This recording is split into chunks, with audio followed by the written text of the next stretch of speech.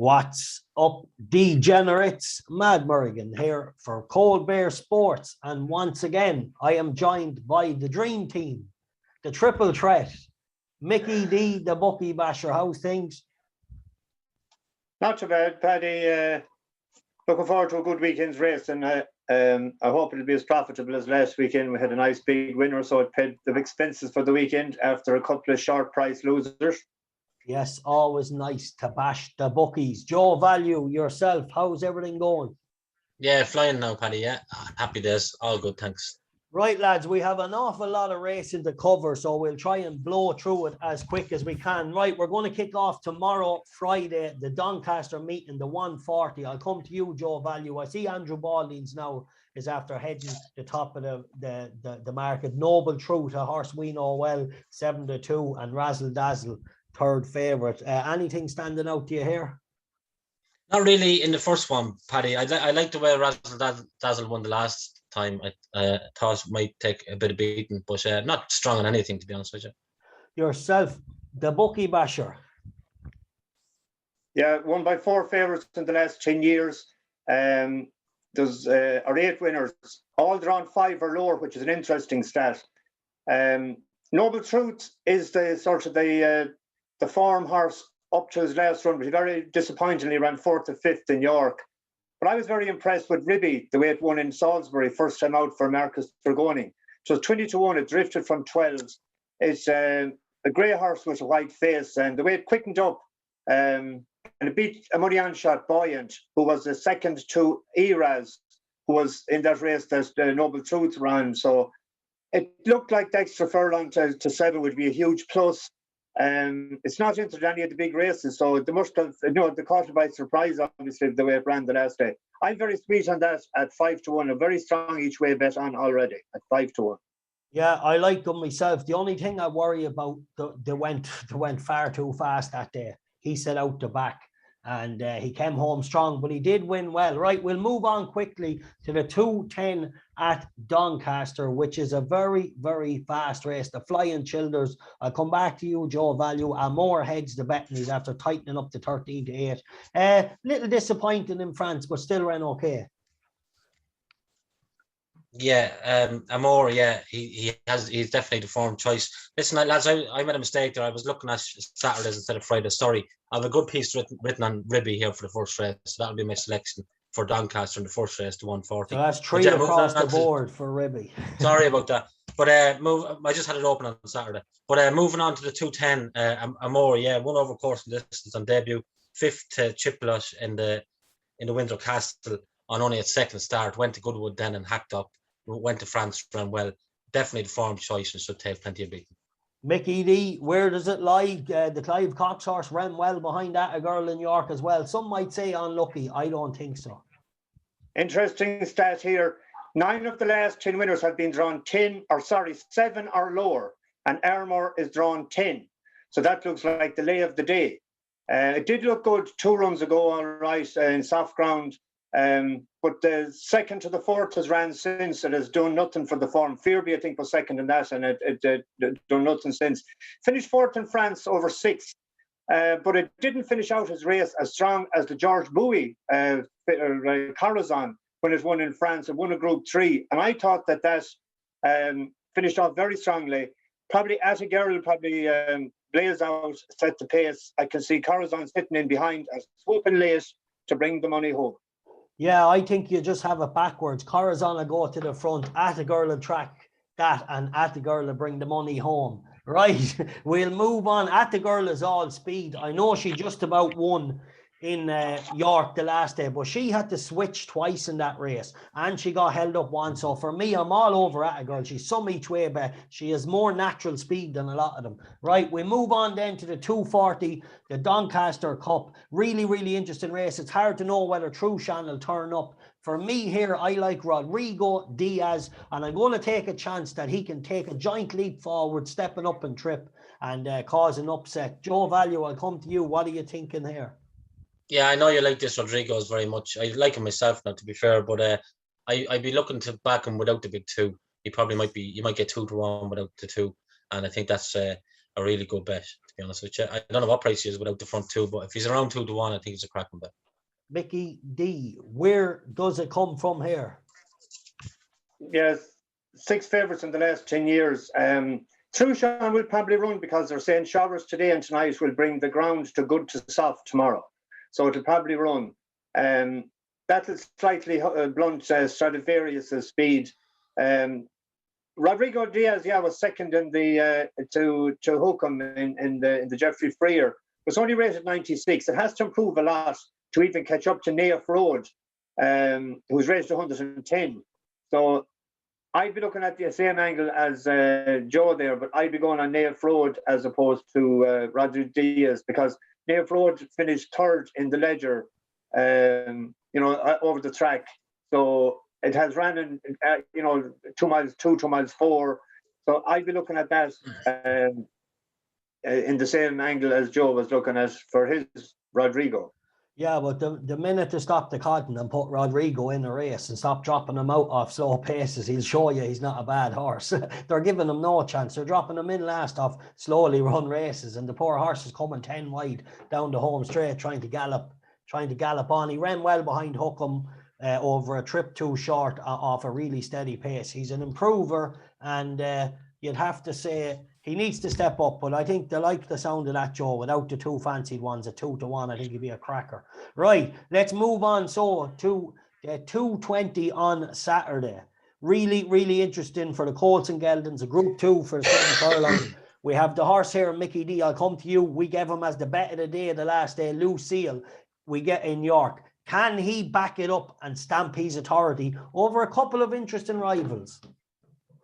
Yeah, there's only 4 runners in this race for a Group 2. 8 favourites in the last 11 years. So it's a good strike rate for the Favs. Richard Hannon has won at 5 out of the last 10, including last year with Chendon.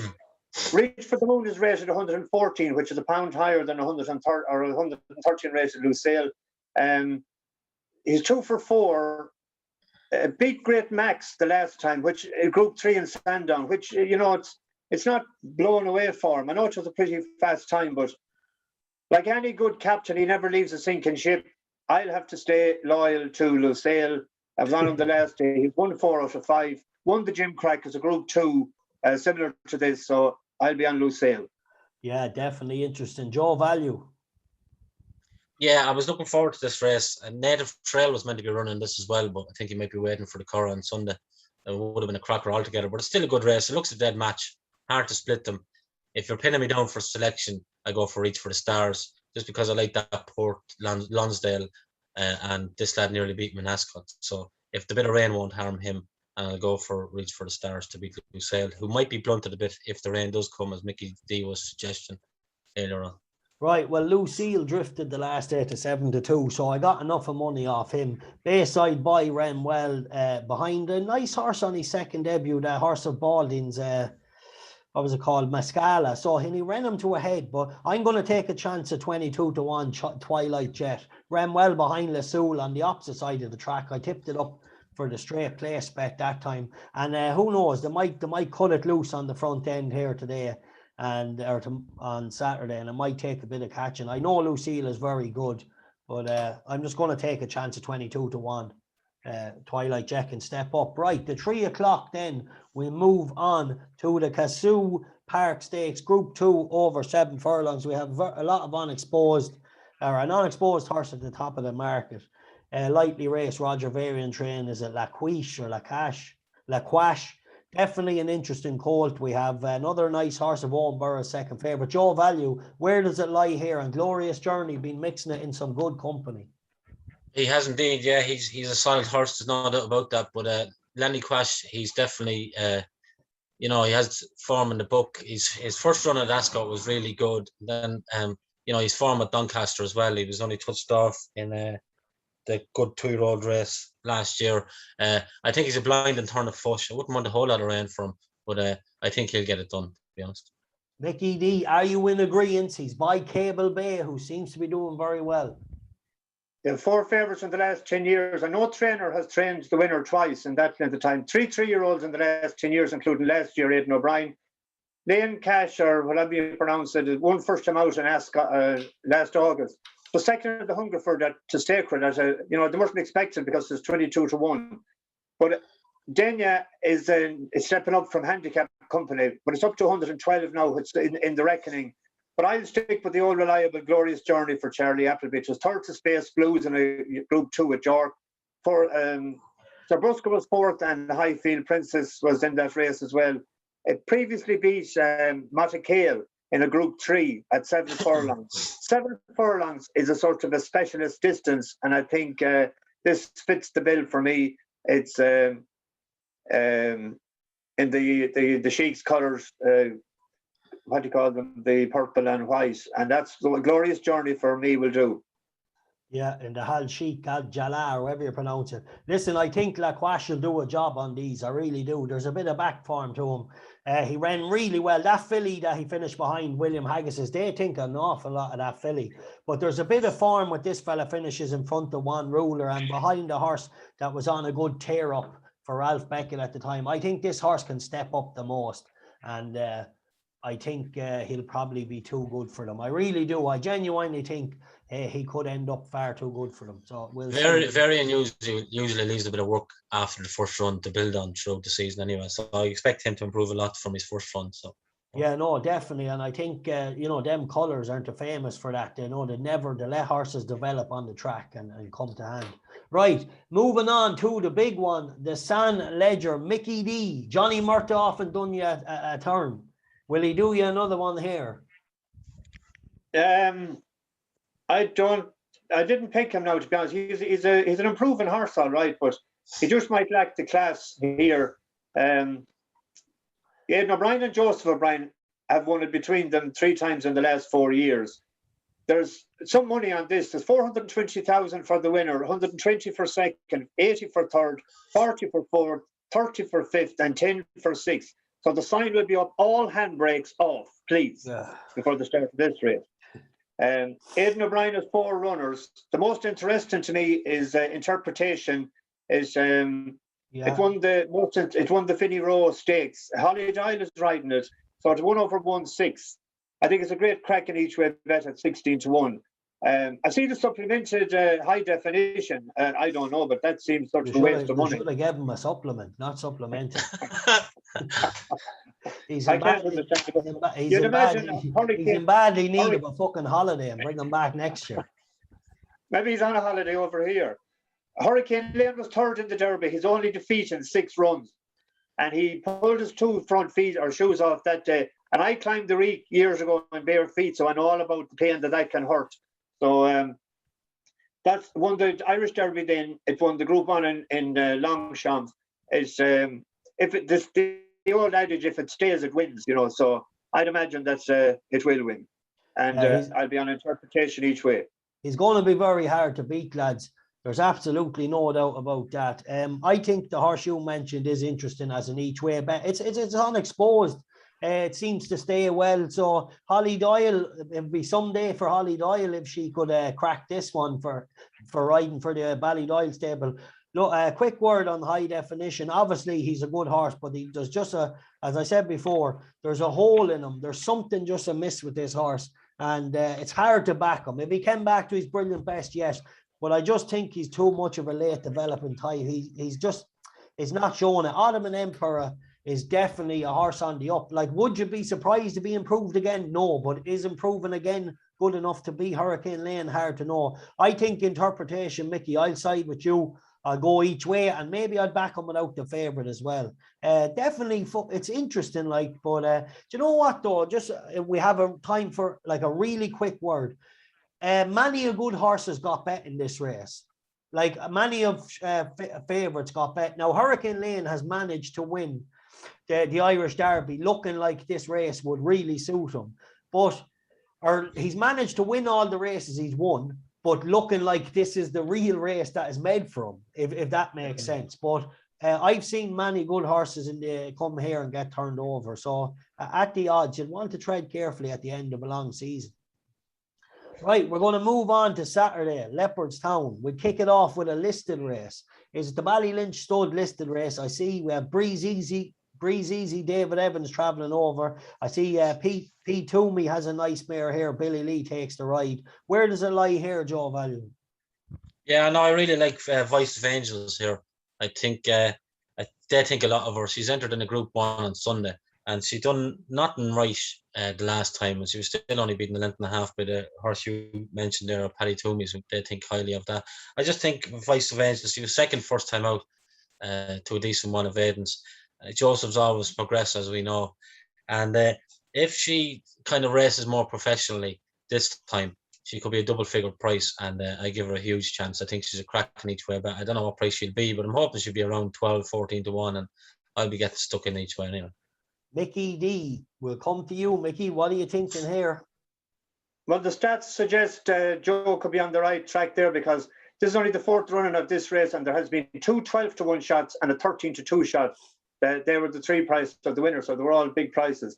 You mentioned Paddy Toomey's horse there. That was the first run for him the last day of transferring from a smaller yard, and it won. It won. The time wasn't great, but it won first. It won pretty good. But interestingly, Jessica Harrington's horse, Corviglia, that beat that horse first time out. So it was given at £2 as well in a faster time over course and distance. So it's between them who has improved the most. Would that have improved enough from moving to a different yard, or has Jessie saved this as her good horse like that she normally does for this time of year? So I'm doing a reverse forecast. I can't pick between them. Right, I'm going to go with Lullaby here. It's just so interesting that Ryan Moore rides this filly. It's beautifully bred. It was far too green on debut, but I don't worry about that, because how many times have you seen an Aidan O'Brien horse be clueless and stay on, and then all of a sudden they're 10, 12 length better horse on their second run? So I just think with the pedigree, with Ryan Moore taking the ride, and it literally just couldn't do itself justice on debut because it was too green. But I think you'll see a big step up, and you can bet your bottom dollar Aidan O'Brien will want to win this maiden on Champions Day, and he could have fired any one of God knows how many fillies at it. Right, we move on, so lads, to the 110, the Champion Juvenile Stakes, a Group 2 over a mile. I'll come to you, Joe Value. Atomic Jones for the Ger Lions and Colin Keane team, the Wootton Bassett colt. Nice winner on debut. What's standing out for you? He got up, or he beat one by a short head, but he was still looking like a nice type. Yeah, but I might chance Donnacha O'Brien's here, absolute ruler. I thought he was impressive enough on his only win there at Dundalk. Obviously, this is a step up, but it's by Warfront, so I'll be hoping the ground stays fairly fast for him and all that kind of crack. But in an open enough race, full of unexplored sorts, I'm just going to go for absolute ruler. I think he's around 7 to 2, 3 to 1. He has every chance, as good a chance as any, I would think. Mickey D, I'll come to you. 6 favourites in the last 10 years, and the highest price of a winner was 9 to 1. 8 of the last 11 was won by Aidan O'Brien. Last year was won by Jesse Harrington's horse Cadillac, to the 11 to 8 favourite. Aidan O'Brien has 2 this year, but both of them seem to be pretty good outsiders. Hoth has only raced at 91, 16 to 1, and Stony Angel was it's a Galileo horse, but it's a second in Galway in a maiden, so it could progress a bit, and step up a bit. Maritime Wings for Joseph O'Brien is a Glen Eagles horse. It's won his maiden over 7 furlongs at Leopardstown, then to second the last twice to Point Lonsdale. So that has to have a great chance on form, because you figure that Point Lonsdale is the number 1 2-year-old in Ireland. Absolute ruler, 1 for Donnacha, a maiden in Dundalk. Big difference as well, running from Dundalk to this. But I came down on Once Upon a River, a Churchill horse by Go Sandra Go. Yeah, it was very impressive. It hosed up in Roscommon. I was there that day, and it went out in front, and it looks like if it was put away especially for this, as he is also into the Berreford Stakes. So I'm on that each way. It's about 7 or 8 to 1. I'm happy to bet on that. Yeah, definitely interesting. Look, I'm going to take an old chance here on John the Baptist, the fish Enright in the saddle. Each way, look, it won on debut, travelled well, got up close in the line. The fair form probably not as good as others, but you know what? From a good draw in stall 3, I'd love to see Mark Enright winning this. So he'll do for me each way. Right, we're going to move on then to what is a really interesting Group 1. for the fillies, lads. What do you think of Mother Earth, lads? In fairness to her, she is very fucking solid. 5-4 at the top of the betting. Pearls galore. Mickey D, are you going to get drawn into Johnny Murta again here? Champers Elise says, yeah, a filly you've often stuck with. Joe Value, I'll come to you first, though. Is Mother Earth the most solid? Like, definitely. I think she is by a mile in this. What price is Pretty Gorgeous there, Paddy? Pretty Gorgeous is 11-1. Yeah, she'd be my bet around there. Things didn't work out for her Tipperary. I know she doesn't look as if she's trained on, but I have a feeling she might bounce back. She's running over a mile this time on decent ground. If she's ever going to click again, this could be the time. And at double figure odds, I'm happy to play her. Mickey D? Yeah, only one favourite in this in the last 10 years. There's been 2 10-1s, a 25-1 shot, and a 20-1. The last 6 years was won by a 3-year-old. Mother Earth won the English Guineas. It was second in the French Guineas. It was third in the Coronation Stakes to Alcohol Free, and it was second to Snow Lancer in the Falmouth. It has way and above the top form in the race. So that looks like the winner to me, with the stats all in its favour. I'm giving up on Champers Elise when it couldn't beat Acanella the last day. I think Acanella will improve more so than Champers Elise, even though Champers won this race last year. But and it's an outsider of 16-1. It just doesn't seem to have trained on at all. So I will go with Mother Earth, even though there's only one favourite in the last 10 years. Yeah, she looks to be really solid. Look, I'll give a quick shout. Just hopefully a bit more rain might come. I see there's plenty around today here. Epona plays each way, but I do think they'll have it one when they beat the favourite. I think Epona plays coming back in trip.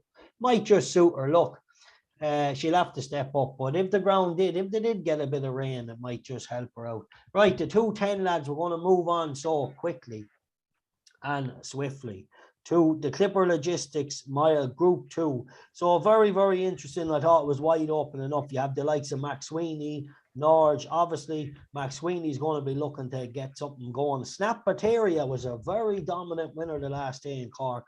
Thunder Moon, and I see Richard Fahey sending over Fev Rover. Joe Value. Yeah, Thunder Moon here for me. I just think he's, it's much the same as Pretty Gorgeous, class 2-year-old. Hasn't really rediscovered the kind of form. But Joseph's a flying now. And you know yourself, Mickey D and Paddy, stable in form, just you can nearly follow a blind sometimes. And at these kind of prices, and the class horses to have the back form, I'll always go for them, because it's only a matter of time before they click back into gear. Mickey D, are you in agreement with that, man? No favourite in the last and 7 run-ins. So this is the 8th time it's been ran. 4 3-year-olds, 2 6-year-olds, and a 7-year-old have won. 7-1 was the highest price. 4 of the last 7 is won by an English horse. There's one English horse this year, Richard Fahey, Fev Rover. It's rated 108. He won it in 2019. This horse was third in the English Guineas to Mother Earth. It was on good to Ferrum. But the last twice it ran, it was on heavy ground. One of those was in the Irish 2,000 Guineas, and the other was in the Coronation Stakes to Alcohol Free. It's getting the £3 allowance, bottom weight. Max Sweeney won the 2,000 Guineas, but I think it very much crown dependent, and I think it needs heavy ground to be at its best. I'm going to take a chance on the Fav Rover for Richard Fahey in that race. Yeah, she's definitely interesting. I actually tipped her up when she came over to Ireland at the Curragh that day for the Guineas, but she missed the break, and the boys jostled Paul Hannigan out of a position. The kind of Paul was trying to hope, but they just said welcome to Ireland pretty much, and took him out of the race. They took his position off him. But look, Max Sweeney for me, I think. Look, I might be wrong here, but if Bulger gets him back, he could take a bit of beating there. Like, if he ran to his best, surely he could. If Max Sweeney ran to his best, surely he could beat the shy out of these. And excuse my language, but I'll move on. I know, but when you're running against a bunch of jackasses, it makes it a lot easier. No, there's not. There's a couple of horses. They all have questions to answer. But if Max Sweeney ran to the Irish Guineas for me, he'd win this by 5 lengths. Right. We'll move on to what is an interesting 4-runner champion stakes. Absolute disgrace. Right, so Max Basilica, 6-5. Is he a good price, lads? or is Taranawa? She really bursted back to form. Well, to form. She came back in good spirits. Poetic Flair, definitely an interesting runner. Patrick Sarsfields has it all to do with. Joe Value. Yeah. Well, yeah, it's fascinating race, even though it's a shame there's only 4 runners in it. I'll be sitting up on the high stool having a pint of Guinness at this stage, getting ready for the big match. But what's going to make the running? Will Patrick Sarsfields go on, or Poetic Flair, I'd say. Right, fair enough. Well, then if that's the case, I don't know, no, but just Well, if that's the case, if that's the case, I don't fancy him at all, because it'll just be a sitting duck for St. Mark's Basilica. He's an awesome turn of foot. And, I'd love to see the betting and running after a couple of furlongs here to see what way it's panning out. And, it's hard to oppose St. Mark's Basilica on the performance in Sandown. I know Misriff wasn't 100% that day, but still in all, Jesus Christ, he was awesome. So obviously Wells, Tarnawa, brilliant mare. But on this occasion, I'll just go for St. Mark's. You might just do them for a turn of foot. A quick word: is the trip a bit short for Tarnawa nowadays, or not? Yes, I agree. Mickey D, what do you think? 4 favourites in the last 10 years. Magical won in the last 2 years.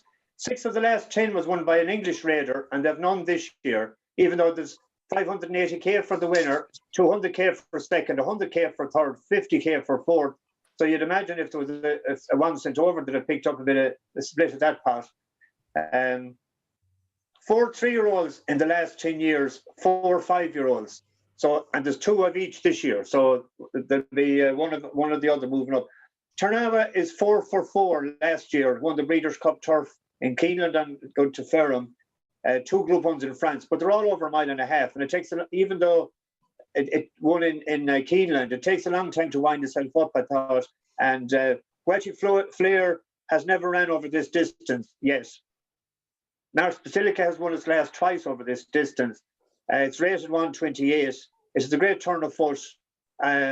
I can't see it being beaten at all. Yeah, he's definitely interesting. The only thing I worry, it could be a horrible race. It's very hard to see where, it's going to be tactical. I just can't see. Unless maybe Ryan Moore says we'll let him roll on, but he always kind of rode him for the finish. Definitely interesting. Tarnawa, she stays a bit further. Will she go on, though? She never really did. I suppose Patrick Sarsfield has nothing to lose. Maybe he'll just bowl along to suit him. It's definitely an interesting race, but St. Mark's Basilica looks very, very good, but I just worry about the Sandown form. Maybe the other horses weren't really ready that made it look a lot better, but he's definitely hard to oppose. Poetic Flair stepping up to the 1.25 miles. Who knows? He seems pretty good over a mile. It's an interesting race. I'm just going to watch it. I honestly couldn't pick the winner of it, genuinely. I can see reasons. I could see a best case scenario where the likes of a Poetic Flair could win if it turned into a real steady race and ended up a bit of a sprint. But there is scenarios where I could see each horse winning. But I think the most likely winner is St. Mark's Basilica. Right, we'll move on. So that's the Champion Stakes. What a race, and it's absolute disgrace. There's only 4 runners. Right, the Paddy Power Stakes. So the 3:15, it's a Group 3 over 1.5 miles. I see Ryan Moore writes Inish Free here. Leo the Fury, who seemed to be a nice horse. Back in the day, but just I think maybe got injured or something. What do you think here, Joe Value? Just if we can, lads, just a quick opinion from here on the races. Yeah, Earlsworth for me. I tipped him up last time on the Joe Value show, and he duly obliged. He's just a very, very good horse, and I think he'll look after these. Already, he should take care of these. Earlsworth for me. Mickey D. The most interesting one for me is Sir Lamorak on his first run for Joseph O'Brien after leaving Aden and hasn't been seen out since the second to Surefire in the good handicap in Ascot. And it's owned by Lloyd Williams, and that suggests to me that could be Melbourne Cup bound, so they might need to win here to get up the handicap a bit. So I'm going to be back on that each way. Yeah, you know what? I'm going to take a little chance each way on Thunder Kiss. I don't know. She's a filly that's improving all the time, but she's not really, she's not screaming up the way. She'll have to improve again, but she's the first. My first ever night as a tipster. She was one of the ones I tipped up in Dundalk. She was a good winner. at 6-1. So I'm going to give her an each way chance. Obviously, she has to step up, but who knows? Maybe it's possible. So I think, lads, we'll leave it there and we'll move on to Sunday's card. We'll start at the 220 and we'll just try and run through these. We'll work our way to the 440. So we'll focus in on the big races. Right. So it starts off the My Glare Jewels Landford Stakes Group 2. We have the likes of Love here, Canaan Pepper, who is disappointing in France, Divinely, and a couple of others.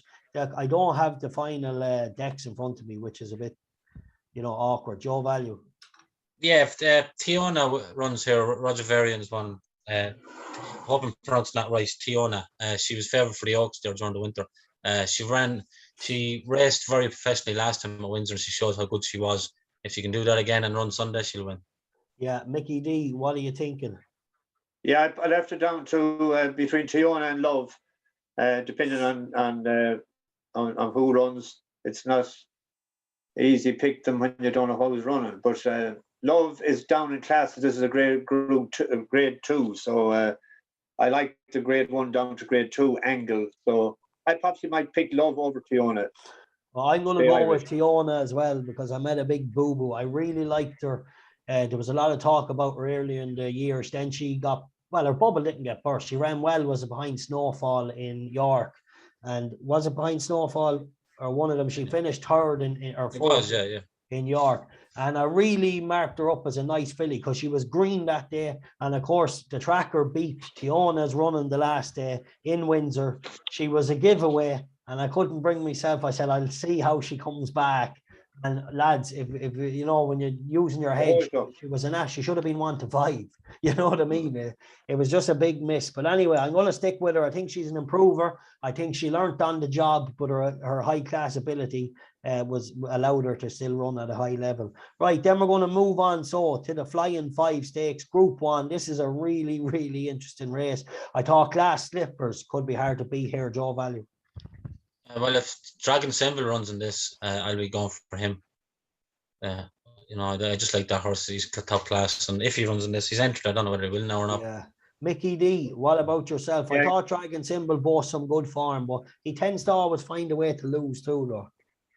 Glass Slippers won it last year, and Keep Busy was second. That was a 1-2 for England. It looks to be going out of the country again this year if Dragon Symbol or Winter Power runs. You'd imagine Winter Power will make the players the trail up front, and I'd be fancying Dragon Symbol as well to beat the Winter Power, sit in behind and burst home. Yeah, I think, look, it's interesting. He definitely boasts a lot of good form. Hard to know who'll show up. Winter Power, I don't know. She'll hardly come, will she? She had such a brilliant performance. There's not much talk about it. No, not much talk. But I tell you what, you know what? I don't think the Curragh is the right place for her either. It's hard to go. But she's more suitable to York. Yeah. I think she's just deadly at York.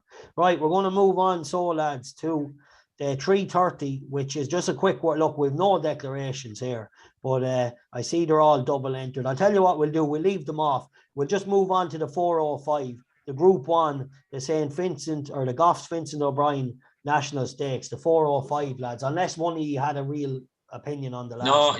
The 405 is fine. Yeah, it's a class race, this. Port Lonsdale, obviously, in a Dukas Sassa native trail. If they all turn up, it's going to be a hell of a race. It's not a race I'll be getting too heavily involved in, but I love that Wells horse, the Dukas Sassa. He done me good turn the last day. And he might put it up to the favourites. No, he's a very, very good horse. Yeah, definitely interesting. Mickey D, what are you thinking here? 7 furlongs. Looks as short as this favourite wants. He looks a bit of a galloper. Yeah, Aidan O'Brien hasn't won this actually since Churchill won it in 2016. But Point Lansdale has all the form in the book. He's 4 for 4. He's 2 at the Curragh. So I can see him winning it. And I'm going to double it if when the previous race, the My Glare Stud Stakes, I fancy that Homeless Songs of Dermot Wells. It won first time out at Leopardstown, and it's in the My Glare colours. It's out of Frankel, out of Dubai Mare. So I think that if that runs in the previous race, the My Glare Stud, I think that being targeted for that. It was very impressive first time out. It beat Agartha, and Agartha has won his last twice, won his last 2. So that's when I'm very confident of that if it runs in the Mile. Definitely interesting. Look, I'm going to say, look, obviously Point Lonsdale is a beautiful horse. He looks like a real stayer in the making. I would take a chance, lads, on Ebro River if the rain came. 7 furlongs, something new, but he's a tough horse. And if they didn't go as quick as they should, he could be one that would definitely threaten, I'd say. But the favourite looks solid. Although he looks a galloper, he's certainly not slow. Right, lads, we'll move on a quick one on the ledger. So the Cormac Group International Irish St. Ledger Group 1. I'm going to have a quick word here first. If that filly runs that won it the last twice, search for a song, I'm going to go with her. She tends not to have any good form coming into the race. Well, some okay form coming into it, and surprises everyone on the day. So I'll stick with her each way. Absolutely agree. Yeah, I think this is her deed. This is her deed every year. She'll be tuned up for rightly, and whoever beats her will know they're after winning the race anyway. Mickey D. Yeah, 6 of the last 8 has been won by either Aidan O'Brien or DK Weld, and 3 3-year-olds. But a search for a song hasn't run since the 23rd of May in Cork, and it had ran a couple of times prior to it run the last 2 years. Yeah. So there must have been something just a bit wrong with it or something when they just couldn't get a run into it. I heard DK been interviewed there. Sorry, just to let you know about that. I heard DK interviewed there about 3 weeks ago on telly, and he said everything's perfect with her. She can't looking forward to the day. All right. I'm going to have a few pounds on my old buddy Sonny Boy listed in this race. If you're on, he's not. He's rated 113 now, and he's only a 4-year-old. So he's entitled to run well in it. You know, there's a lot of them there. You know, rated around the same 112, 110. Like Emperor of the Sun is only rated 114 of that, which is another up and coming little hand or I could say cup horse for next year. I thought. But I'm going to have a few pounds on that anyway, and you never know. Yeah, definitely interesting. Look, he's been Ocean not, and why not? Look, I hope, lads, you all enjoyed our coverage of what is a busy weekend between the 2 ledgers and obviously all the championship races in Leopardstown as well. So really, really interesting. Before, lads, we have about 1 minute and 20 seconds. Have you any? What is your best bet this weekend? Mickey D, I'll come to you first. Make it quick now. An each way bet at the Portland Handicap on Saturday for all the poker players out there. When the dealing's done for Roger Teal and William Buick, 3-year-old, I think it is up and coming sprinter.